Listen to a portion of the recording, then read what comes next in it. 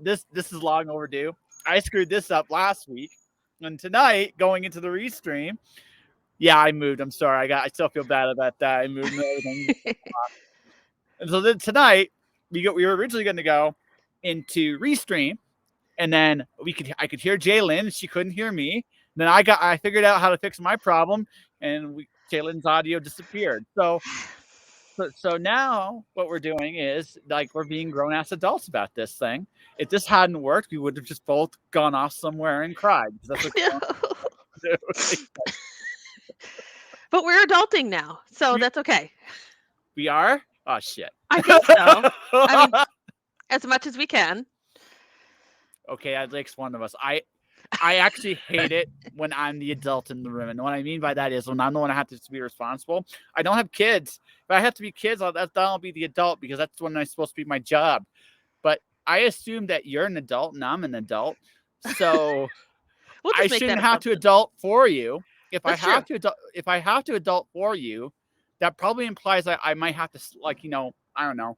I might get mad on principle on that just because I'm just go, okay, if I'm being the adult for both of us, does that mean I can slap you? Because I just at that point it's just like it feels like you should not be a kid. I should not be more adultier than you. In fact, if I am the adult in the room, I think something is wrong, as you can actually clearly see. You know But what? now we're We don't have to adult. I'm cool with either or. yeah, We'll just okay. go with the flow. It's Yeah, okay. that's what I'm doing tonight.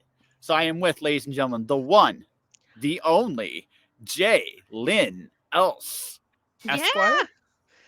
Sure. I like that. Sure, I'm why gonna not? get Why that not? added. Right? That's added now.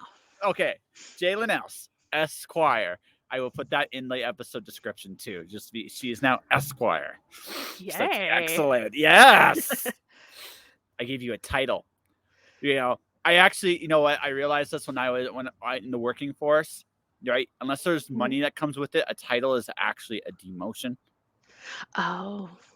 You know, no one's titled me before, so I mean, I don't think this is a demotion. I just No, think it's fun and awesome because we're not adulting. So no, we're not. We're not it doesn't adulting. count. We're bullshitting about life, the universe, and everything as per the show. And great to have you on, by the way. Finally, Thanks. Yeah, thanks. I'm glad I could come on. I appreciate your time and efforts getting me on here. yeah. Well, I had to bully Mickey or something like that. I Oh, don't know. sometimes I flake out on time zones, so that's always fun. So it's eight That o'clock here. So is 6 o'clock here. oh So wow. yeah, I'm in Alberta, Okay. and You have so much daylight. I do so much left. In fact, so much to do too. So for me, this might sound like an adulty thing here. I actually am just about at that point now where I can make a living freelancing. Wow. That's so Yeah, cool. See, that's a more fun day job. That's a more fun way to earn a living. Don't you I am. think? Yeah, well, I'm too old to work for people. Okay. I'm too old. You've reached that? I reached out a long time ago, but I was actually ready.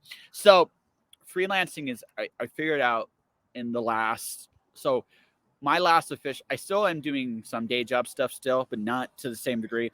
I actually literally have signed a contract with a retail company that on days I'm not working for them, I still get paid. So I actually get paid to do nothing some days. How did you do that? Magic. That's amazing. That's so this week I work Friday and Saturday. I get paid full schedule for that. And then for 3 days this week, I get paid $50 a day to do nothing. Wow. That's so cool. I don't know how you do that. I write about magic, but nothing quite like that. That's extraordinary. I know it's good work if you can get it. By the way, Nice. it is hard to come by. I'm not gonna Yeah. lie. No. It just again, I'm at that weird point in my life where I don't need a full-time job anymore. I actually don't even need this job. It's perfect because it's not for very long, and that's probably one of the reasons is the perks. They're paying for my time, but at the same time, it's more like I'm literally at the door of like not of going and not coming back like ever. You know what I mean? It's just Nice. like Okay. that's a like I don't ever see myself being employed ever again. And I think that's a Wow. wonderfully glorious thing. Oh, I'm not there yet. I have two kids, one who's in college and one who is 16. So I still have to keep my day job. No, you So don't. See, not see. You got to do like again. You got to be kids for a second. Find a bank and it's like ask for some money, maybe forcefully, maybe not. Like I said, we don't. sometimes I just try to do the kindness thing first, and then we'll Kind. go No, no, no. forcefully. That's a good. That is a good preset. It's a really good preset because being kind can get you in some very great spots, right? It just could you please give me the money I need to feed my kids for the foreseeable future? I have to pay for tuition, please. Oh God, I'm sorry. Yeah. Oh God, like honestly, I love college. I love the idea of learning, but the idea of going back and paying that much money for knowledge I can find on the internet these days It's is crazy. It's crazy yeah. how much it costs. It just wow. Well, I honestly think it's the worst. I think it's the worst thing about like where are you Canada or the States? The States. Okay, so you got the double whammy. So our healthcare is still relatively cheap up here, and I'll use the term relative, Okay. right? Mhm. Our education is like yours, insane and through the schnoz, and it's like I think it's the dumbest idea in history to actually saddle a kid or an up and coming person with a giant, enormous amount of cost and debt up front. Mhm. It makes no sense. It actually, if you sit there and think about it, it's one of the dumbest things out there. Mhm. And both ways, you as a parent, I mean, investing in your kid's future is what you want to do. Mhm. But let's be real, right? You don't want to do it. You don't it shouldn't have to cost you an arm and a leg to do it, right? And actually, we should be Yeah. encouraging it because if we give our kids the best opportunities, chances are they'll make it better because Yeah. they are genuinely and generally when it comes to knowledge at least smarter than us. So why not give them the tools to succeed? I don't know. Maybe I'm just Mhm. too simplistic in my thinking, but that's just my whole philosophy there. I could be wrong, but Oh, no, it totally makes sense. It's one of those things where it seems like college prices have gone up so astronomically. So it's nice. My son's only a couple hours away, so we can go up and we can bring him supplies when we need to. And but next year he's going to be living in an apartment. So this is going to be crazy because we're going to have. Well, we're telling him he has to get a job, which he has. He's starting a job tomorrow, so he can pay for his rent since we won't be, paying the dorm stuff anymore, which is cheaper. So, you know, my kid's just like thinks I'm going like this with my money. I am not. So well, he don't yeah. mind spending it. Hey, you're making it rain. I'm Jalen making just it rain. makes it rain for her kids. Woo! Just for her kids though. Just for her Just kids. And just for the kids. Yes. anybody else is like fuck you. No, I ain't making it rain. It's like no, man, you're making it rain for me because I want to make it rain for my kids. That should be the scheme, right? I know, right? I get Yeah. it. I get Yeah. it. And it seems like the older they get, you think they're expensive when they're babies, but the older they get, they just like more expensive toys. Kind of. Yeah, kind of. Like I know that feeling. Like I said, I've been freelancing for about almost 2 years. Mhm. Off and on, I've gone back to the day job, and I've had the luxury because of my family going, hey, you know what? You don't got to pay rent. Now that changes next month, but next month I can afford to pay rent. It's kind of funny how that works out. Oh, Yeah. when you don't worry about it, suddenly it's like not a problem. Yeah, exactly. Well, it's just one of those situations. Like I'm working for a author, her marketing company, so I'm helping to build content for her clients, Okay. right? So that's a decent day job. All things, I actually enjoy advertising. To be perfectly honest with you, it's Okay. simplified storytelling, is what Yeah, it it is. actually Really is. That's quick and yeah. Well, here's the thing, right? You got a problem. You need money for your kids' stuff. So you got an obvious problem. So my solution is okay, ladies and gentlemen, if you need money, go to your bank and ask them for a giant withdrawal. See, that's a story. Now, the way they end the story, right, is there's two ways. The way I'm implying it probably ends with you in jail. But, right? But the idea is you create a problem, you identify a problem, you offer a solution, and you do it in an entertaining way. mhm. That's advertising in a nutshell, actually. It makes sense. I mean, I've never really thought of it that way, but it's quite true. Well, so how long have you been creative writing? Like I've been creative writing for quite a while, since I was a teenager. I've always enjoyed writing and exploring different worlds and whatnot through my words and my imagination.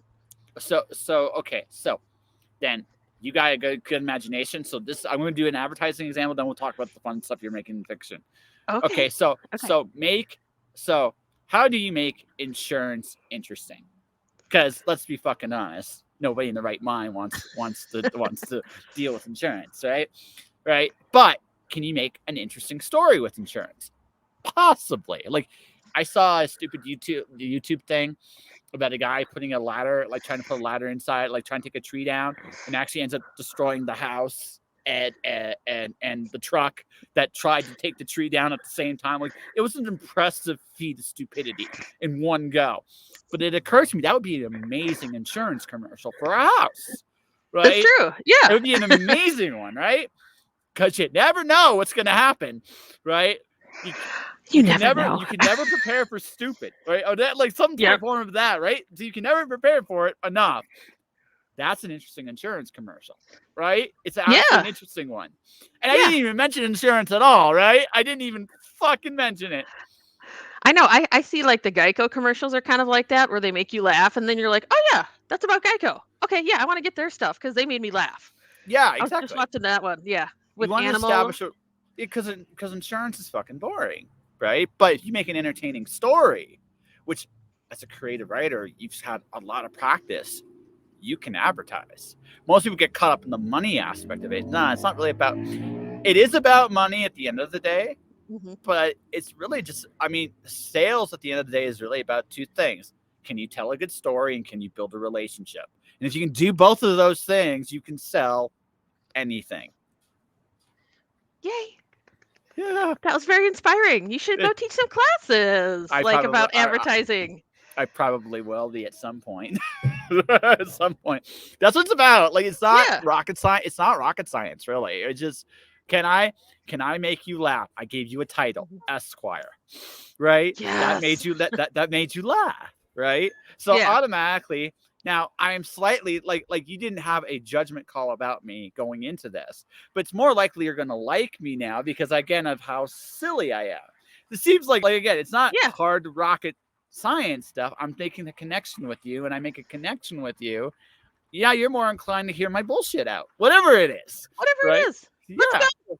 let's go, let's do it, right? And at the very least, like you still might say no to me at the end of the day, but at least I will have engaged you, and it may not be a no forever either, right? Mhm. It just might be, this sounds crazy, I like it, or this sounds crazy, I can't do it, but I thank you for entertaining. And down the road, you might hear another bullshit story of mine, just because I was so entertaining the first time, right? Be like, I And talked to then that Josh guy.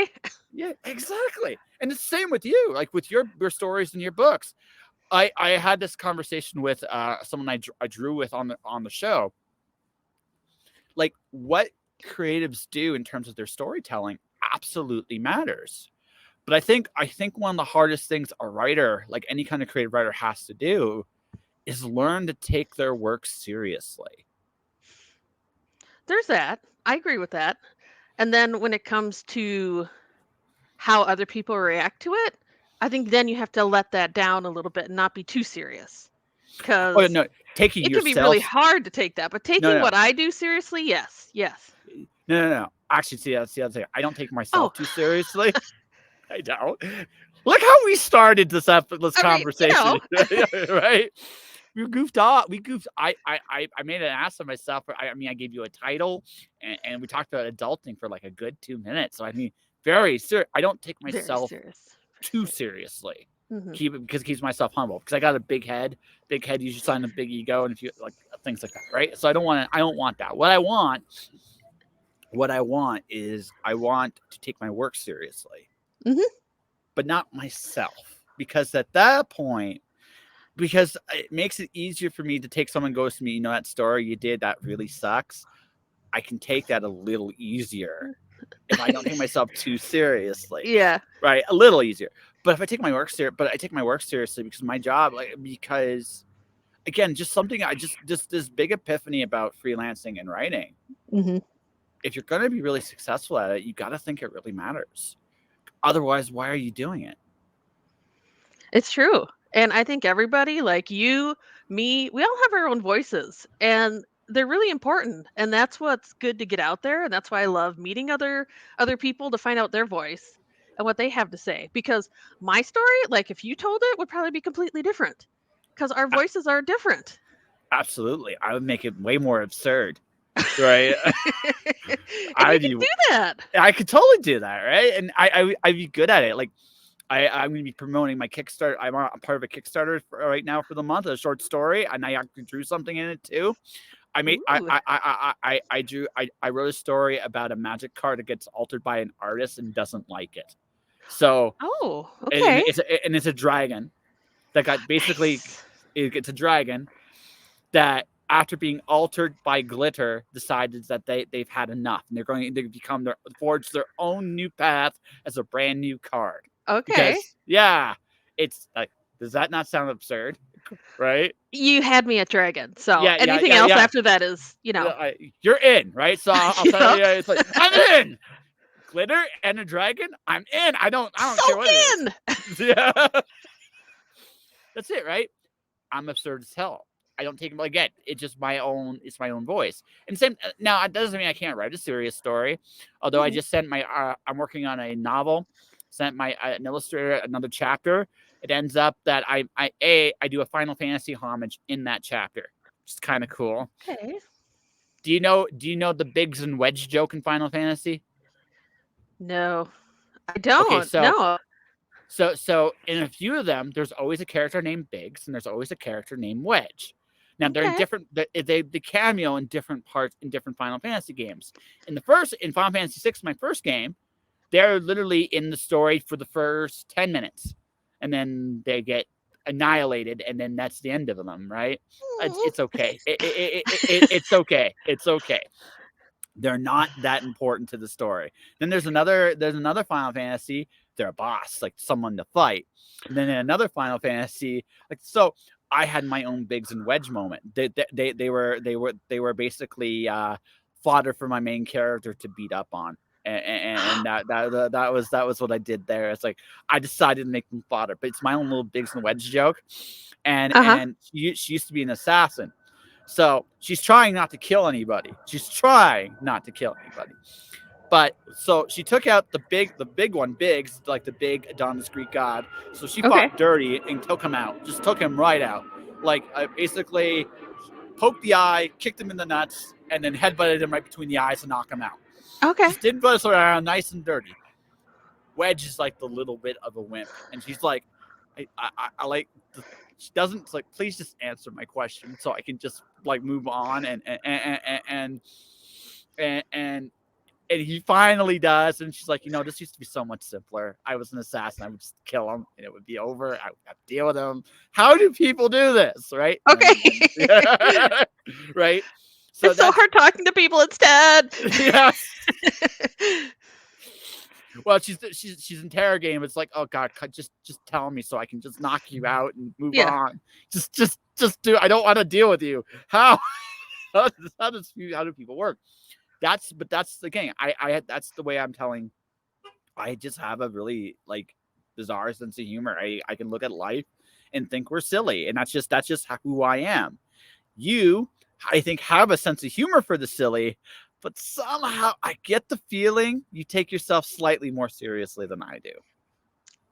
I would say that's correct. Yes, yes, Yes. Yep, I yes. do. But I mean, that's okay because that's how I roll, and you're rolling how There's you're nothing wrong. rolling, and look Yeah. how much fun we're having. So, Oh yeah, that's just it, right? We don't have, and that's going back to your voice thing. That's the mhm, best thing about writing. Like every story has been told, all of them, right? mhm. What makes it interesting is how we tell the story. Yep, what we use to tell the story, what we emphasize on. I mean, yeah, it's just so fun to see all these fantasy books coming out. And while it may be a familiar tale, like an Arthurian tale, there's going to be, if there's something really unique about it, you're going to make me just insta buy. Like, if it's not just the regular old Arthur story and you put something new in there, that's amazing. Actually, it's funny you mentioned that because my villains in the story are the Knights of the Round. I turned them all into bad guys. Oh no! Yeah. That's so opposite my books. We're like opposing. I turned Percival into an evil genie. Wow. And you know what's crazy? I have a genie in my third book. Yeah. But it's not Percival. We'll see. Here's the thing, right? If you look at the Holy Grail, it's kind of like a magic lamp.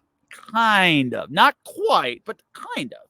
Mhm. So turning Percival into a genie didn't really seem that far-fetched to me. So it's just I can see that twist. Yeah. It's right. And I modeled him after Rasputin, or the Russian Rasputin as well. So I kind of took those two elements and so I turned Percival into like the evilest used car salesman ever. But he sounds very intimidating though too. Like, oh, I don't want to be around this guy.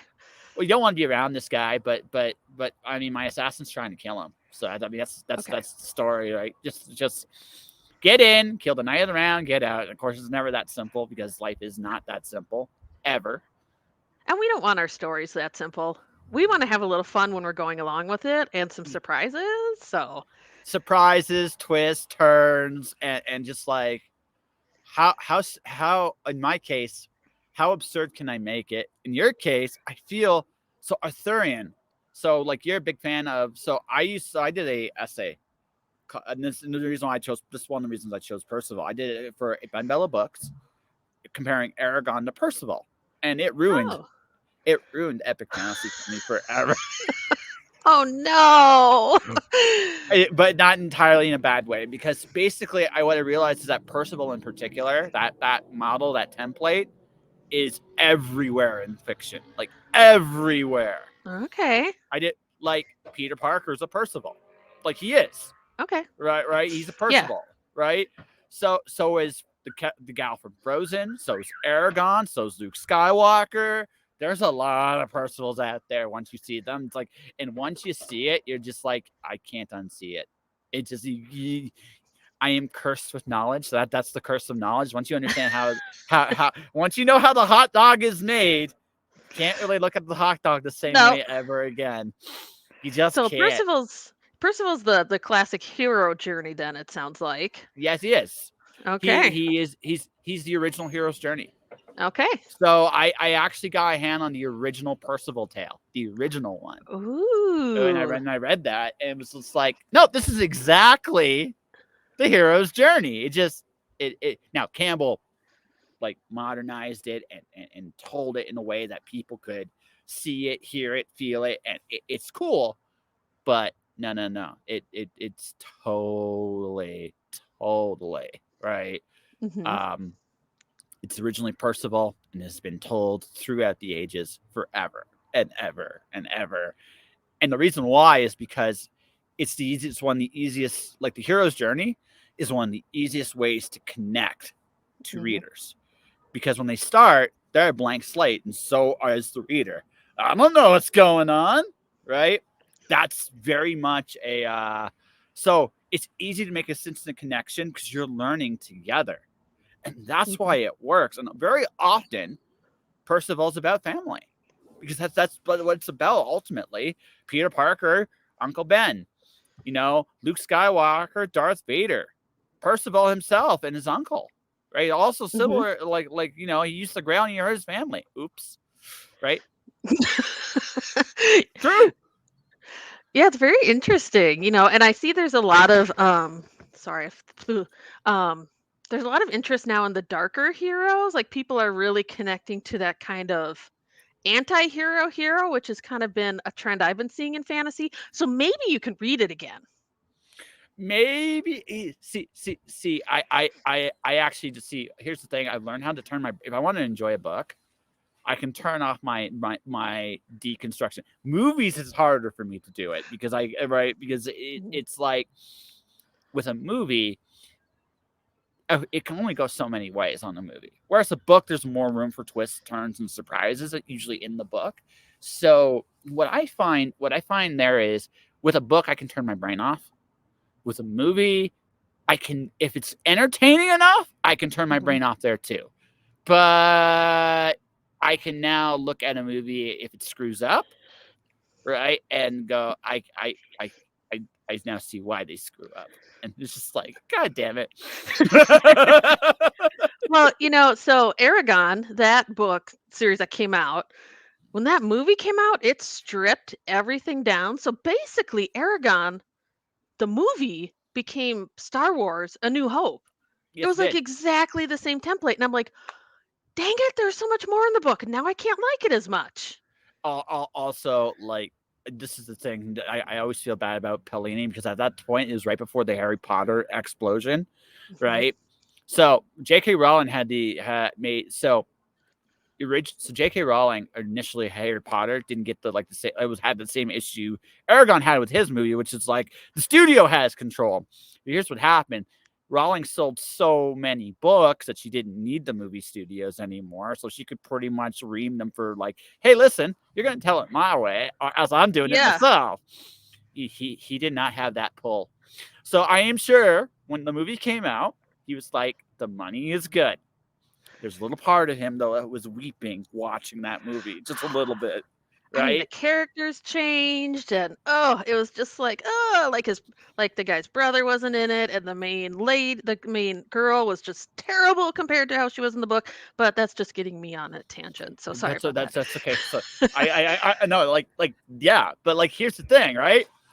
You got a big paycheck from that, so there's part of you that's like, so I can now make really good stuff. And then there's another part of you that's like, I can never see another movie. They're never going to make another movie of this ever again. Fuck. Right? Right. And that's literally what you're Mhm. thinking, right? At the whole time. It's like, oh, no. So it's that weird checklist of, was this really worth it? And sometimes the answer is yes. Sometimes the answer is you cry a lot, right? And that's all Yeah. there is to it. That's all there is to it. And sometimes it's both, right? And I think in that case it was both. He got a decent paycheck for it, but I think if he could do it all over again, he would have just told them no and wait until Harry Potter hit its apex, and then, because once Harry Potter hit its apex, like, say what you will about Twilight. The movies were pretty loyal to the books. Hunger Games, pretty loyal to the books. I Mhm. actually liked the third movie of the Hunger Games series better as a movie than a book. I thought it did a much better job of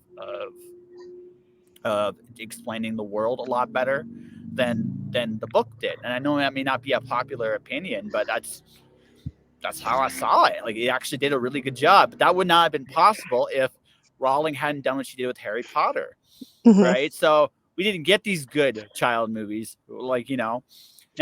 Not all of them were good, mind you. I mean, I love the Divergent series, but I'd be lying to you if I said the movies were great.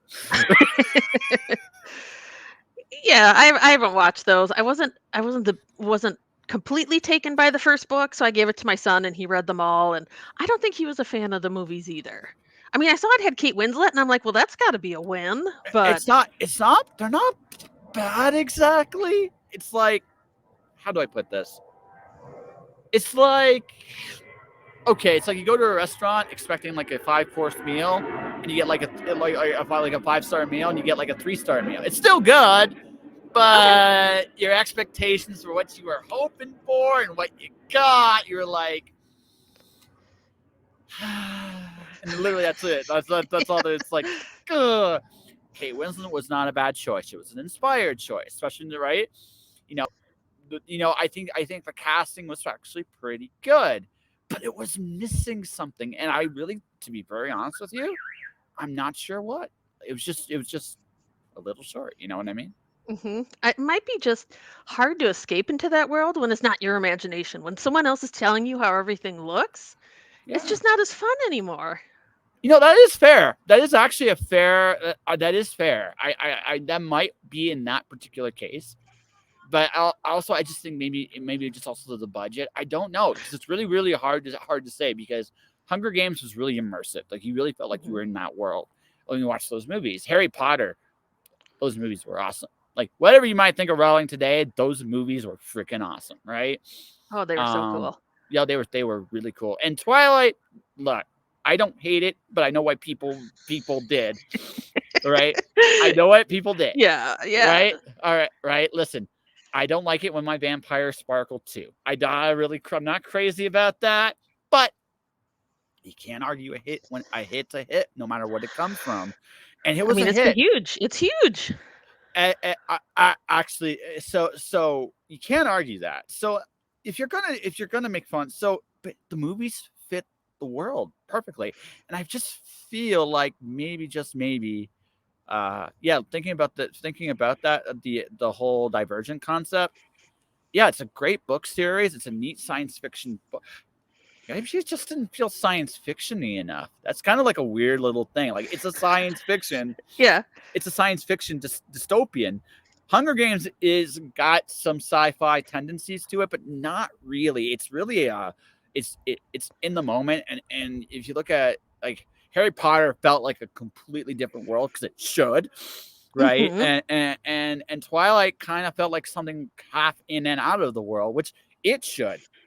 Yeah, maybe just upon reflection, it wasn't science fiction-y enough. That's kind of maybe what it was. Yeah, I can see that. Yeah, I'd buy that.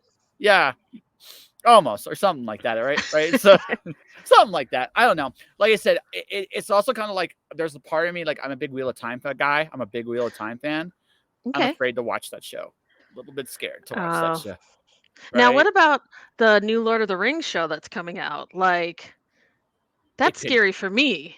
Like, I love, first of all, the movies are, how do you even replace that with the series? And that's not even talking about the books. Well, okay. So I like the Lord of the Rings movies. I'm not crazy about the Hobbit movies. I get that. Yes. Yeah, you with me on that? Yes. 100%. Yes. So if they did a Hobbit series, I'd be down for that. Even if it was like Yes. six, like I think you could do a good 6-episode Hobbit series. You can totally make that better. Yeah, because the movies hurt to watch. There was a lot of that could have been 2 really good movies, right? Hmm. Realistically, probably 1 great movie, but it still could have been 2 really good ones. Not 3 three. was too. No. It No. hurt. It really hurt to go and do the 3rd one. It just hurt. It's like we see the dragon. It's like, can we at least fight the dragon in the 2nd one, please? Nope. Nope. Nope. God damn it. Then I went. I mean, you could feel the drag of the movie. You could just feel that Yes. it was, the pacing was so slow. Yep. Whereas the Lord of the Ring movies had had the opposite problem, whereas they had too much. They couldn't put everything in that they wanted to. Like I really would have popped if I had seen Tom Bombadil in Oh, the actual yeah, movie. yeah. I would have popped.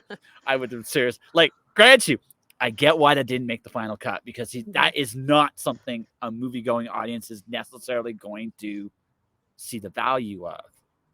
But Mhm. goddamn, that would have been so cool. That would have been awesome. I would have popped. But that's me, right? I look at it. So when I look at something like Lord of the Rings, could I see Lord of the Rings be a great series? Yeah, actually, I could. I want it to be a cartoon. Okay.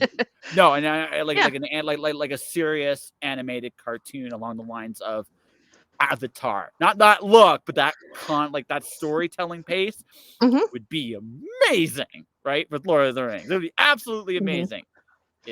But I'm afraid they're going to screw that up. And, that's an angle that hasn't been done, which would be cool. Yeah, But because oh, they've tried and it's failed, but animation has this one advantage over live action in that you don't have to worry about the budget for all the toys. Right? You can actually throw everything in the kitchen sink in if you have a decent crew of people and you give them the budget to pay these people to be around the whole time. You will have at least a solid little series, right? Will it yeah. replace the live action? No, but you don't want it to replace the live action anyway. You No, just want no. something. You want. Okay, this is the thing. You don't want to watch a movie for a long period of time, but you want to binge watch a cool series. Here you go, right? It would Yeah. work. let's just watch the movies then if you're gonna binge watch something. Yeah, exactly. Right, exactly. Right? But you're gonna do a live action series with Lord of the Rings. Okay, like Wheel of Time. You can't do a Wheel of Time movie. That would break my brain. What the like? How would you That do that? no, Right? there's no way. Yeah. So a series makes sense, right? I see like each book. Oh man, that's 15 seasons. Okay, that is a long time. Like we usually film 2 seasons in a year. Yeah, you could do that. I mean, that still kind of would hurt my brain. But still, you could do it. Okay, so 2 seasons. Let's say 2 seasons, 7 years. Yeah, you could do it. You could make that happen. I mean, all the materials down at least. So I mean, but yeah, like Lord of the Rings, you could do that if you wanted to go off into some of the how do we put this? The Tom Bombadil rabbit holes. Yeah. That you could do some cool stuff that way. I'm not sure. I'm not sure though. Not thinking about that though. See, I think The Hobbit would be a better series because the thing about the Lord of the Rings, like the books, he went off on tangents. It was on purpose, but he went off on tangents. Mm-hmm. And I'm not sure those tangents translate well on television. I'm just not entirely sure they would. You know what I mean? Yeah, unless they're So their own separate little sub book or yeah, series or something or well, it's just one of those situations. I mentioned Tom Bombadil. I mean, I could mention some of the other stuff in Lord of the Rings too, but there's lots of that where they go off on tangents about the story behind it. It's like mm-hmm. that's cool. I'm lost. Can you take me back? Okay, there we go. Yeah. Reel it back. Reel it back. Reel it back. Like, yeah. So I don't know. I understand your fears. It depends on Mm-hmm. what they decide to focus on. Right? True. It depends what they decide to focus on. If they try to tell the same story Peter Jackson did, it's gonna suck for a lot of different reasons. Right? It's just gonna suck. Yes. Now, what I think would be really interesting though, this is what I would do if I were to do the television series. This is how I would do it. I would do it from the perspective of not the hobbits. Like I would pick either Aragorn or Legolas or Gimli, and that would be my main character.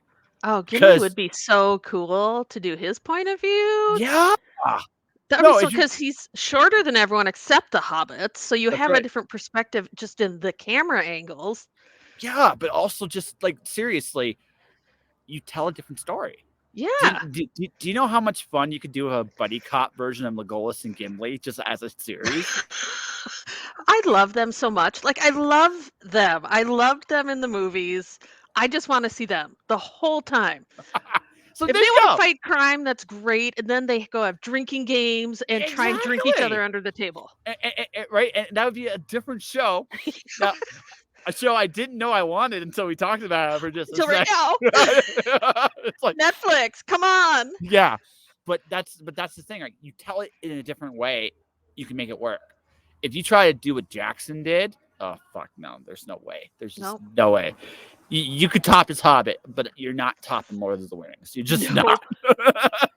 You're just not. No. Just take Lord of the Rings and it's like it's pretty much like, okay, this is my take. I've actually stayed away from superhero movies since Avengers Endgame. Oh, okay. I needed a break. Okay. Because I needed 19 movies, Marvel movies to get to that side. So I just needed a little break from it. So, but here's the thing.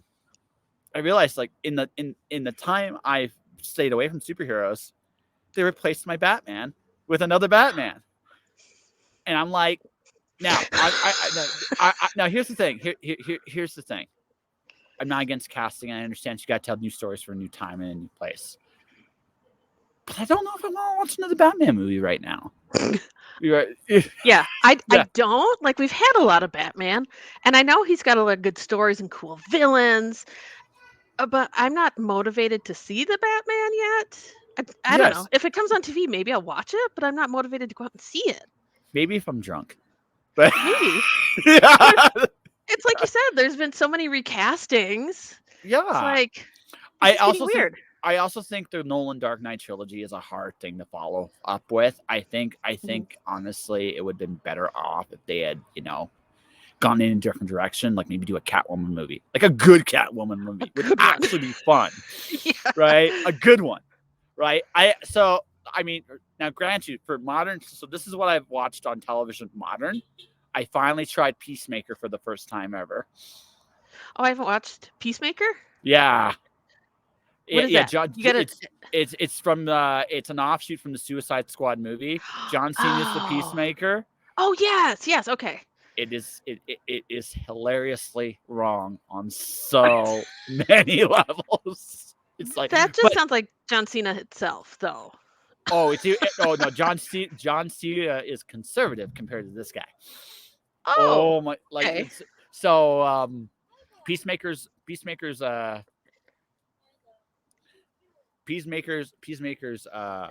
it the guy from Firefly? Is it Castle? no, Okay. Okay. no. That was a different guy. Okay. That's a different guy. So He was a different Peacemaker, character. Okay. so Peacemaker, his dad is a white supremacist supervillain. Oh. So this Okay. so just to give you an idea what you're dealing with here. Okay. So this is so as a result, seeing this character really has no idea how to talk to people normally, because how would he? Right? Okay. Right? Yes. So I mean, the only thing I didn't like about the first episode, and this is gonna sound really terrible out of context, right? So after failing on every level to connect with his team, keeping an eye on him, right? After failing on just like every level, right? He goes and gets, like he's a criminal, so he gets a prostitute for the night, and the prostitute turns out to be a super cute villain. Just tries to stab him with a knife, and then it turns out she doesn't need a knife to stab him; she's got claws. So Oh. the only issue I had with the whole episode, as wrong, like it told the story it was going to tell. The only issue I had with it was, why did she try to stab him with a knife? Why not just go? Yeah, exactly. She's got her own, like she's super strong. Why does she need a knife? It makes no sense. But that little thing aside, I think, right? when you watch a movie, I totally get it. Like, if there's a dragon and they have wings and then they fall to their death, I'm like, what? Did nobody notice they animated wings on the dragon? Yes, that goes back to like an old Bugs Bunny cartoon where Daffy's falling off a cliff, and Bugs is going, "I hope Daffy remembers he can fly." And you're a thud. Nope, guess not.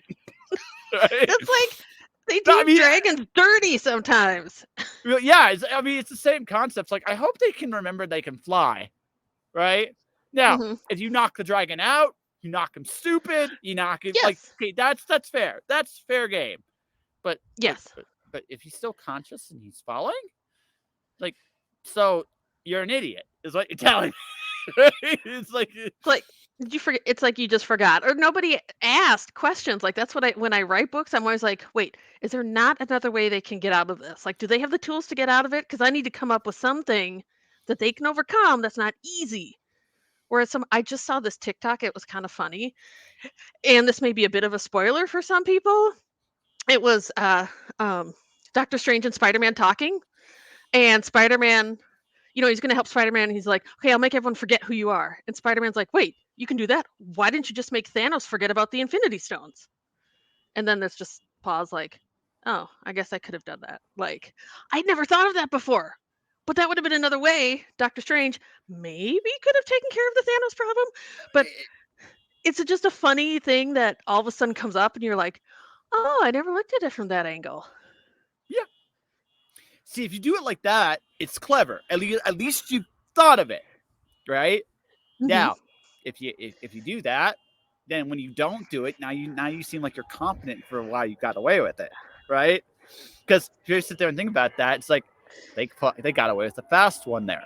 Although, in all fairness, to be a complete and total nerd for a second, I'm not sure that would have worked either, because they tried to put him to sleep, and that didn't work. Nope, it didn't. No, it didn't work. So they tried to put him asleep long enough to wrest the stones from his grasp, and that epically failed. So that subtle attack might not have worked. Now, it's true, right? They could have tried, but I mean, but that's the thing, right? Like you think in those terms. It's like, okay, that's incredibly powerful. Why didn't you try something like that? It's so subtle and powerful that maybe he can't argue with it, right? And that's the thing, right? Thanos, even with the stones, had to play by some of the rules. Otherwise, why would he be able to make those changes, right? Yeah. There's so But many different questions that could come up with that, like with, he didn't have the time stone yet, but he had like the reality stone and he had so many other ones. It's like, huh, it's just fun to think about the different ways. And maybe that's making me more of a conspiracy theorist now with Avengers stuff. I mean, I love the Avengers. I do. I love them. But that was just one thing that made me pause and think like that was a way to go. It wouldn't have been quite as dramatic, but that was an well, option.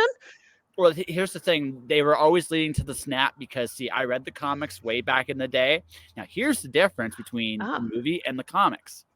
In the comics, it was the first thing he did. It wasn't the last. It was the Oh. first. Because in the comics, death was what he loved. And death as a woman is what he loved. And he was doing everything he could to appease her. Now, so first thing he did was he wiped out half the universe. The second thing he did is he made death his slave, his little, like, his sex slave. Oh, okay. Third thing he did, like, he just started altering reality on levels like unheard of. But there is this thing called a budget, and there's this thing called so building up to the snap, and actually doing his quest to get the stones, you could get Thanos' story out of it, which is why they chose to go that way instead, because it's much like him having all the stones right away. Well, How'd he get there?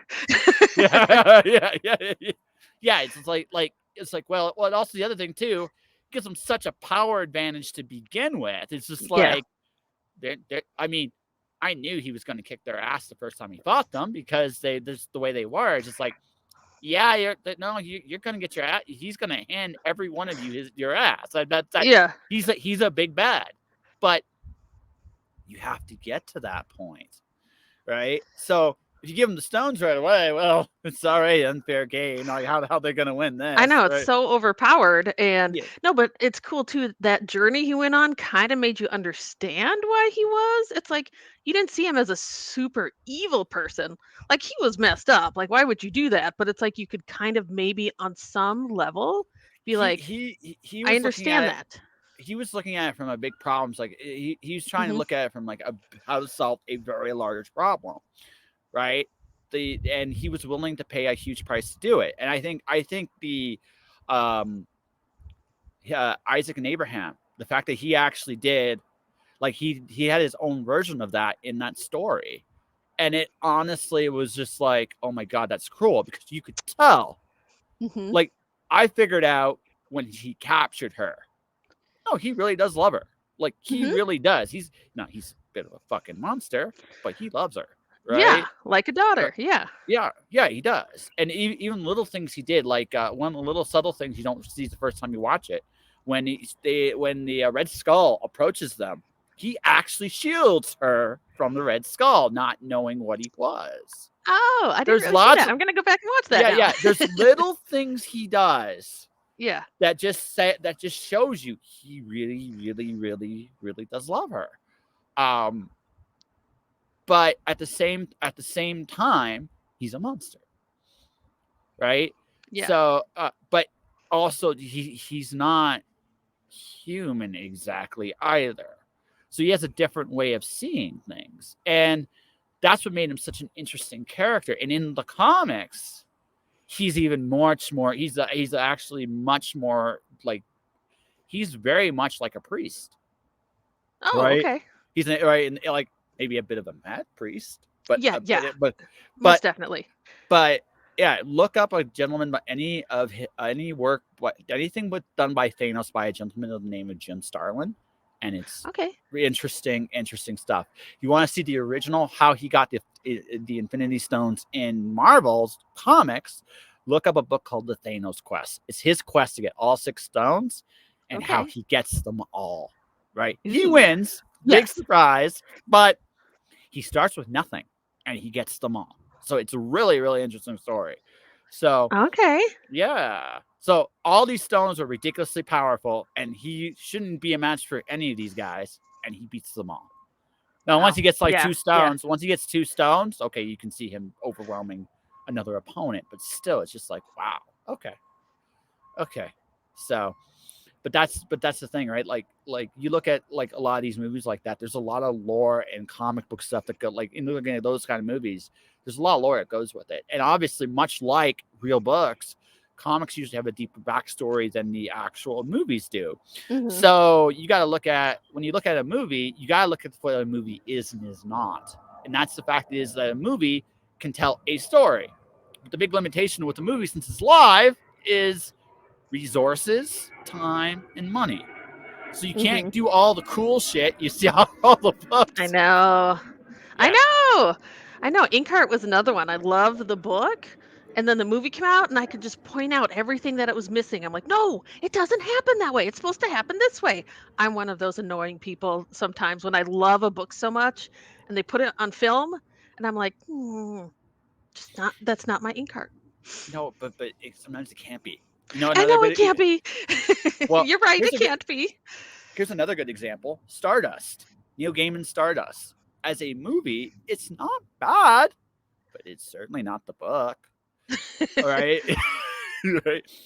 The thing about when you look at movies versus books, it's the fact that movies again they're a different medium. So you can't, as much as I wish you could tell a book on a movie, it really can't be done. It just No. it can't be. The, You know, you can't. And it's true. It's very true. My expectations are very high when I go into some of these. But that's why it was so surprising too when you'd mentioned how J.K. Rowling advocated for her books to really kind of control what went in there. So she knew she'd make the fans happy despite all the stuff that's not in there. but even if you look at Rowling's stuff, right? She cut a lot of stuff in the book, especially towards later on. Like you get by the first three movies, even the first three movies, the stuff is missing, but Yeah. not a ton of stuff. But there's stuff missing. Yeah. Well, when you get to Goblet of Fire and you get the Order of the Phoenix and you get the Half Blood Prince, so much shit's missing, like I so know. much. But it's the fact that it's a limit. You only have a limited amount of time to tell a Mhm. story on screen. So they couldn't be the same. Now they're great. I think that is as good as you can do to an adaptation. Mhm. Well, okay. The best all-time adaptation is probably the first two Godfather movies. Okay, I haven't, that's not generally up my alley because I'm more of a happy la la fantasy fan. Well, So, there's nothing wrong with that, and that's cool. But if you want to talk about something that might have surpassed the book, The Godfather, like anyone that's seen The Godfather or The Godfather 2, it's like, mhm. wow, these are better than the books. Yeah. And it's also like one of the only few times in history where the sequel was better than the original. Oh, So yeah, yeah. I've heard that. yeah, the sequel's actually better. Right. So it's like that almost never happens. That almost never, ever, ever, ever happens. It's rare. But going back into the realm of fantasy, completely in the realm of fantasy here, but the Harry Potter movies are the closest you can possibly do and pull it off. Like they're not deliberately taking. Again, you gotta look at the limitations you have. The Marvel Mhm. movies are pretty good, although, like I said, at this point, I'm still kind of marveled out. I still Okay. am. I still am. I will probably when the next Thor movie comes out. That's probably when I end my sabbatical from the Marvel movies. It's gonna be good too. Yeah, I actually collected the comic with the female Thor, so Oh, did you? Okay. I'm very curious how faithful they keep that because the beginning and the end of that story is amazing because it deals with Okay. yeah, the whole I'll give you a theme concept, right? I'll just give you the theme. I won't spoil anything else. Mhm. What is worthy? How you define worthy? And the fact is, I pretty sure you know who's actually Thor in the movies. So she gets the hammer. Jane Foster gets the hammer. Mhm. Now, there's a huge catch to this. I'm not gonna Okay, spoil good. it. Good. If I spoil that, you will be very mad at me. And I I actually will hope be. that, Yes. yeah. So it's like you'll meet me in real life, put me in like a sleeper hole like this. Go to sleep. Don't ever ruin that shit. But the whole idea of worthiness, because Thor loses his ability to be worthy of the hammer in the comic, and she takes the mantle up. Now there's a catch, a huge one. I'm not going to say it Ooh. because at its very meta core, it's Thor. It is totally a Thor concept, but it's a very meta. It's on a meta level, not on like right. So, but the big thing with her was, what is worthy to a god? And all her opponents were all these like obnoxious gods from other worlds, who basically morally had the same fiber as our current political system today, but the same Got it. level. Yeah. So that's what she fought for most of her run. But the very end of it honestly made me cry. It's beautiful. Like her actual Wow. no, it's a beautiful the comic run. I don't know what they're Yeah. gonna do for the movie, but the comic run was about 24 issues. All right, Okay. it's 24 issues. Yeah. It was probably about 6 issues too long. There was one arc that I was like, okay, they made him stay on longer so they could actually time it so it ends at a certain point. Okay, fine, I got it, but whatever. But there's like 18 incredibly beautiful issues in that run, Wow. and 6.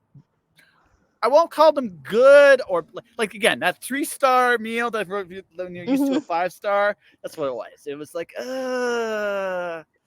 okay, but it is what it is, right? It's not good, it's not bad, it just simply is what it is. So I have high expectations for it, but we'll see. We'll see. I know. We'll see what they do, because the catch is what makes that really work. You have to have that in the movie somehow. I hope so. Yes. I hope so, because if they do, it's then at purely a meta concept, it's Thor to a T. And because you don't know it, so anybody listening and watching this right now, if you have read those comics, you know what the catch is. If you don't, well, it is a hell of a it adds to the humanity of it. And that's all I'm going to say. Nice. Yeah. It sounds very. It also brings me back to Arthurian with the sword and the stone, and Arthur being worthy of pulling that sword. It's like all of these kind of coexist together, these different stories that all kind of meld together. I love that concept of who can pull this, who is worthy of doing this, and it ends up being Arthur who becomes king, who does make mistakes later on, but I think he had very, very like innovative concepts like the round table. Like that was a true thing that showed that he was worthy of humbling himself before others around him who fought with him, putting him on their level. So it just brought me back to that, like, oh, Excalibur. What, he didn't pull Excalibur though. Got to be clear about that. That was a different sword. That I believe that's Galahad's sword, if I'm not mistaken. Am I right about that? Did I get that right? He It's pulled Galahad. Caliburn from the Okay. stone. It was the sword of peace, I believe it was. So in my novel, I made Galahad a woman, and she's the most terrifying thing in the universe. Oh. The best knight is like my assassin's terrified of her. Like, Oh. yeah, she's legitimately scary. Like I made her. Nice. Yeah. So like I said, when you make them bad guys, you make them really, really twisted bad guys. I really like fierce females, so that sounds super fun. Yeah. Yeah, Galahad, the best one. It's like, nope. But I mean, the only one I think my favorite knight, the one I changed the least, was Kay, because he's sort of like this, because he's always a bit of a gray character anyway, but he's kind of like, you're the realist, you're the cynic of the group. Okay, I gotcha. So you can't corrupt what's already, you can't corrupt someone like that. So they are who they are. That like what you see is what you just worked. Yeah. Nice. So it's one of those things. No, I'm reading up on them now. Arthur is the prerequisite for Superman. Like like that he is the original Superman. I'm the king, and I will make everything awesome and made of cheese, or something to that effect. Anyway. I don't know if it was cheese, but cheese is quite delightful. So most people like cheese and ice cream. Oh yes, ice cream is a good one. Yes, I will make everything cheese and ice cream, and you will all love it. And he was easy. He's easy. He's the kind of person you want in charge of things. right? That was the Mhm. whole thing about. Now that doesn't mean Arthur didn't have his flaws. He did. I mean, Mordred did not come around because Arthur was necessarily a great person in certain Yep. situations, Yep. but he's definitely he definitely is the precursor for a lot of good things. I think my favorite character of the Arthurian though is probably Merlin. Okay. He's interesting. He's in my first book. That's all I can say. Okay. Did you get to play with Taliesin as well? No. That would be Just fun. Merlin's there, Mordred's there, Morgana, Vivian, the Lady of the Lake. I have fun with them, and Guinevere for a little bit. They're in the first Descendants of Avalon book, so I just wanted to bring some of that back. And then all the knights are kind of descendants of the original knights. So Okay. Okay. So I was gonna say, what did you? What, I was gonna say, did you treat Lancelot as the big man whore he was? now it may be mentioned in the second book that you know he had a few ladies, but no. No. It's mentioned but vaguely dismissed. It's not important for my I mean, story. yeah, I'm writing YA, so I don't want to be too blunt about it. No, well, YA. The thing about YA that I really like about it is you give. So Harry Potter, Prisoner of Azkaban is my favorite Harry Potter book of all of them, and here's why. Because that's when Harry's is the most adult in the entire series. Right? He gets the Hmm. opportunity. He has to deal with his greatest fears.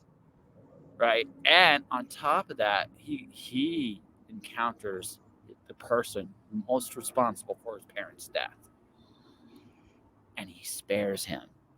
That I is know. that is so adult. Hmm. Like there are adults that would fail that test, Oh right?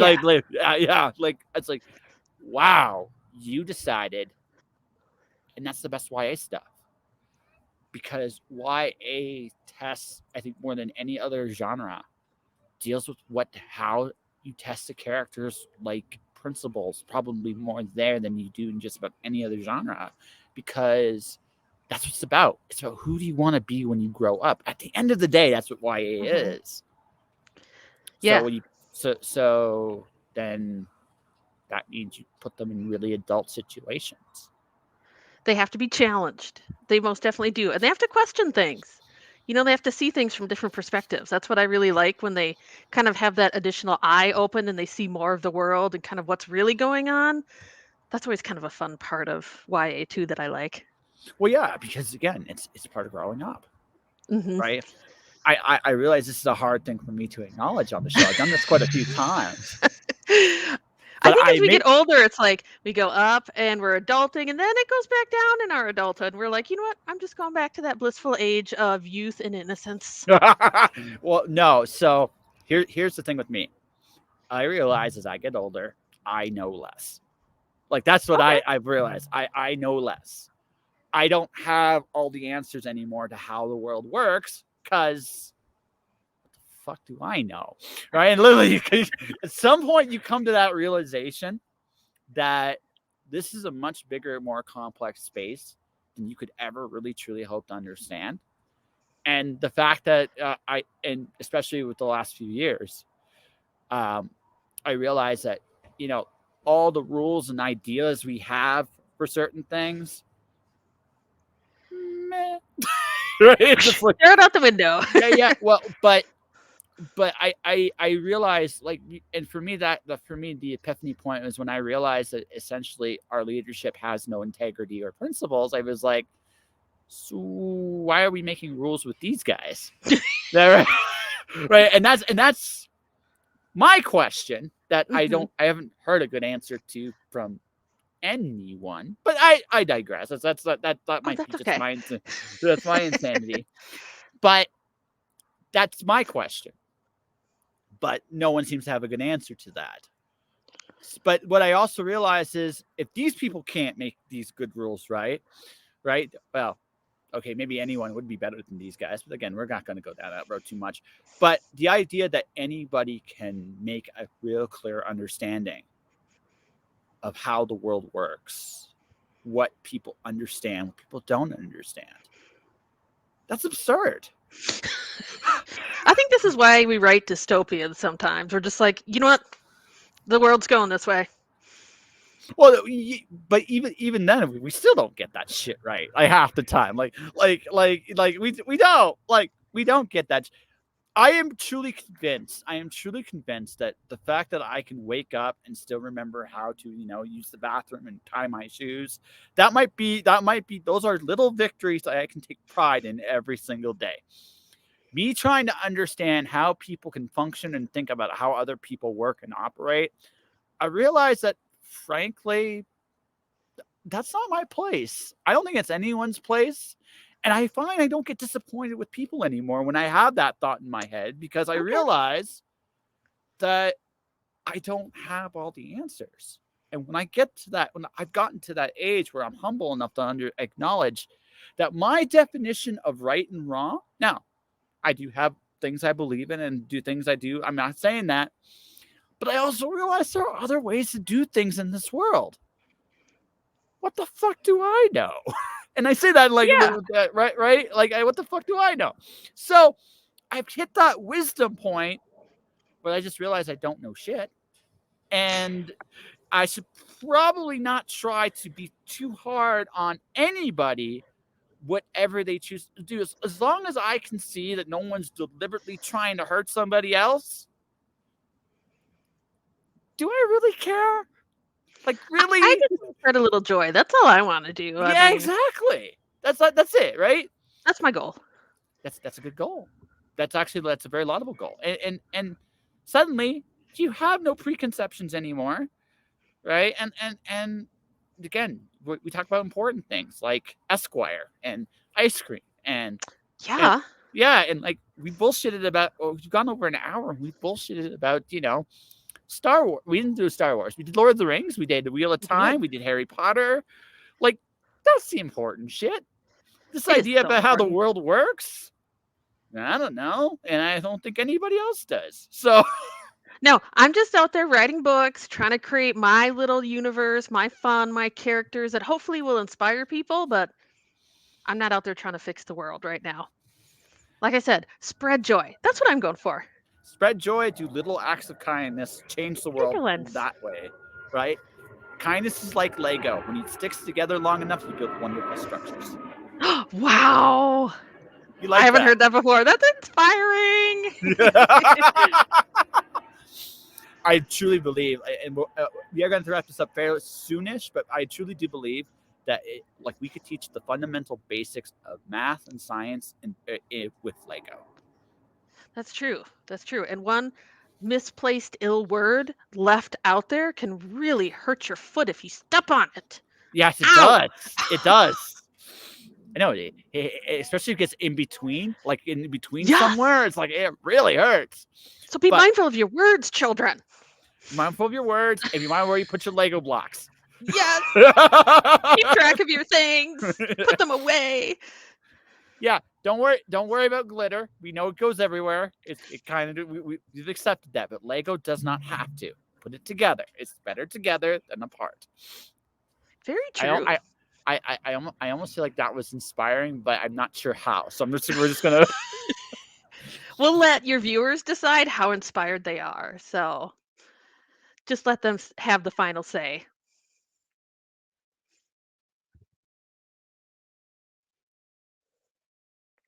Oh, I think we're paused. There's also glitter in tea. I have edible glitter in tea. I can't hear you, so I'm just talking. I can't hear you. Oh no! Oh no! It's happening again. Let's try that again. Yeah. Hi. That one was just a button. I just had to hit the unmute button after I knocked the mic out. So I heard glitter and tea, and that's like, okay, that edible glitter. That's awesome. Although I can't wait to make it. Yeah. Just now I'm actually a little terrified. This is gonna see how immature I really am, because glitter goes everywhere, right? Now, if it doesn't break down, does that mean your turds sparkle now? When it's I can let you know later. I don't No, know. I'll have to make myself a cup tonight. okay, yeah. Just let me know. You got my email, so just let me know. Like that's one of those life questions. Burning questions. It's called Glass Slipper, and it's got edible glitter. So many things could happen tonight. I don't know. Okay, so just if it does, Okay. let's just inform. I would like to be informed of this, just because now I'll know for sure. It's like, does glitter literally go everywhere and stick everywhere? It's edible, so I'm hoping it just kind of digests, but we Yeah, never know. yeah, exactly. That's the thing, right? It's glitter. That's the thing about Yeah. glitter, though. Dear God. So I probably should wrap this up by talking about your books for a second here, because Sure. we've danced around it, but we haven't really talked too much about them. So you're a big King Arthur fan, from what it sounds like. Have you I'm a always? big history fan. Sorry to interrupt you. I didn't mean to do that. No, I'm no, go also a ahead. hu- I'm also a huge ancient history fan, so I've done some writing on ancient Egypt too, but I just thought Arthurian and all the different stories there were super fun to bring into a novel. So So that was why you chose, like. So you're gonna do, so did you combine? Are you going to combine Egypt with King Arthur at some point? I did book 3. Some of It's the sweet. characters go into the Egyptian afterlife. I like threw it all in there. There's genies, there's Egyptians, there's gods. Oh yeah. G just said, you know what? I'm putting all my fiction in one giant, like You bet. gelatinous. This is the Yeah. finale. I'm putting it all in there, and you guys are all going to be like, whoa! Like the Hallelujah choir is going to play. It's going to be amazing when you're reading. I think I've somehow made you less serious in this conversation as time has gone on. No, that's okay. That's cool. No, I just the choir thing just made me realize, like, you know what? She's trying to match my silly. I don't know if it's actually possible, but no, When you let it loose, man, I'm telling you, yo, I it comes told out. well, that's the other thing too. That's the one beautiful thing about, as the last thing about getting older is you give less of a shit. Yeah. You just do. You just give far less of it, and you just realize that, again, something I just said, like, this whole system we have is absurd. So fuck It it. is. I'm just gonna do it my way, because I'm not gonna worry about it, because really, like, here's the other wonderful, glorious thing. I can't fuck it up that bad. If I'm the world's biggest fuck up, in like 20 years, people will forget all my fuck ups. So, Yeah. you know what? I might as well just go out and live my life and have a good time doing it. I know. If I want to dress up in a Star Trek uniform and go out into the world, I can do that. Now, my 16-year-old daughter is not comfortable with that, and I understand. She's at that kind of age. But I'm at the age where I'm like, I'll Fuck go it. out and cosplay and have fun. Shit, this is why I can't work a day job anymore. That would be my regular uniform. You can't wear that here. Yes, I can. Yes, I can. I This is win very that. this is the formal attire. Excuse me. This is my formal. Do you want my informal? No. It was just watching this kid terrified. Wait, this is your formal? Yeah, yes. It's all Starfleet all the time. Very much. Very Yeah, that's much. right. Yes. All Starfleet all the time. Miss Jalen, you got to come back. You got to come Okay. back. Yeah, you're like, yes. I'd love to discuss more. Yeah, no. But what we probably should do is plug your book. Okay. Probably. So I'd love that. go plug. It's your Okay, live. I will. Okay, so my trilogy is the Awakenings trilogy. The first novel is Descendants of Avalon, then Lost Daughters of Avalon, then Destiny of Avalon. It's through Inklings Publishing. You can find it anywhere, Amazon, Barnes and Noble, Inklings itself. And I'm just really excited to connect with new readers about this fun fantasy world set in Avalon with all these characters from King Arthur's time and 4 friends who come into the world and have to battle an evil wizard who is bent on taking over Avalon and Earth. Ooh, okay. Mm. So how can people find you? You can usually find me at Lynn Else. I'm on Twitter, Instagram, TikTok. I have a lot of fun making videos, Facebook. Otherwise, my website is tsippinnerdymom.com. So T sipping nerd is in like TEA sipping? Yep. No G, just T sippin. T sipping nerdymom.com. Okay, hold on a second. So let's see if I got that right. Did I get that right? Yeah. That's right. I am a trained motherfucking professional, ladies and gentlemen. Go check out tsip and nerdymom.com. Woo! Things I never thought I'd say on the air, but here you go. We All right. experience new things all the time. Hey, that's why I do this And this show. has been a delight. Yeah, no, this is fun. I think we were serious for all of 10 minutes. This whole 1 hour, 15 minutes in, we were serious for maybe 10 of it. This is wonderful. All right. For those watching, for those listening, I have my first Kickstarter short story. I mentioned this earlier about a glorious glitter dragon. You can go right now, donate. We are nearly funded. It is right there right now. Go check it out. Fun. The other thing too, I just released my first commercial for my first major client. I do an advertising service for authors and creatives about getting together and getting the word out there. I make videos, audios, words, and pictures. I'm just putting that up there right now so that people can go see it. It's like, oh shit, I misspelled that just a little bit. It should not be 2 A's in there, folks. It should just be 1. We're done being serious again. Yes, we're done being serious. Trained motherfucking professional right there. I'll have you know. Yeah. I don't know what I'm doing anymore. I've done nearly 800 episodes. This is what it does to your brain, folks. After you do about, this is 788 on the list. So there you go. I think that's right. Hold on. Oh crap! I put another thing on there too. Whatever. There you go. That's right. That is correct. This is Lynn Else, ladies and gentlemen. I'm Josh from Colorado. We're going to be back tomorrow. I got Britton Summers coming back for more abuse. Tomorrow will be a little earlier in the day, so definitely come check that out. Stay inspired, everybody. Keep shining in the dark, and I'll see you guys tomorrow.